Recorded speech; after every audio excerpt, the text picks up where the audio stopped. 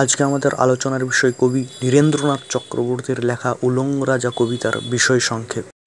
তার আগে তোমরা যদি আমার চ্যানেলে নতুন হয়ে থাকো তাহলে অবশ্যই চ্যানেলটি সাবস্ক্রাইব করবে এবং ভিডিওটি ভালো লাগলে লাইক করতে ভুলবে না।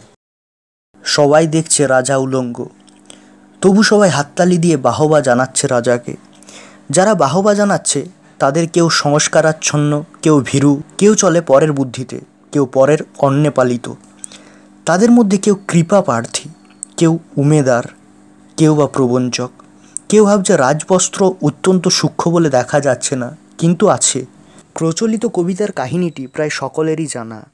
এখানে আমরা দেখতে পাই ভীতু, নির্বোধ ও ফন্দিবাজ মানুষগুলির মধ্যে একটি সরল, সত্যবাদী, সাহসী শিশুও ছিল, যে অন্যদের সুরে সুর না মিলিয়ে অকপটে প্রশ্ন করেছিল, রাজা তোর কাপড় কোথায়?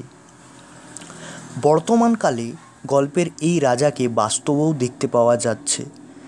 রাজাকে ঘিরে আবার ভিড় জমে উঠেছে স্তাবকদের। ঘন ঘন হাততালি পড়ছে, কিন্তু ভিড়ের মধ্যে সেই অকপট সত্যবাদী শিশুটিকে কোথাও দেখতে পাওয়া যাচ্ছে না।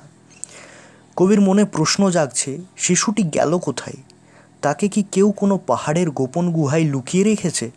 অথবা ঘাস মাটি নিয়ে খেলতে খেলতে সে কি ঘুমিয়ে পড়েছে দূরে কোনো নির্জন নদীর ধারে, কিংবা প্রান্তরের গাছের ছায়ায়?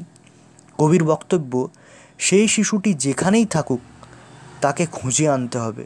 তিনি চান সে এসে একবার স্তাবকদের হাততালির ঊর্ধ্বে গলা তুলে জিজ্ঞাসা করুক, রাজা তোর কাপড় কোথায়?